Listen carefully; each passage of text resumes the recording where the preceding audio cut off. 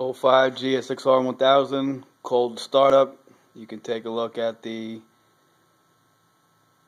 thermometer for the temperature on the dashboard.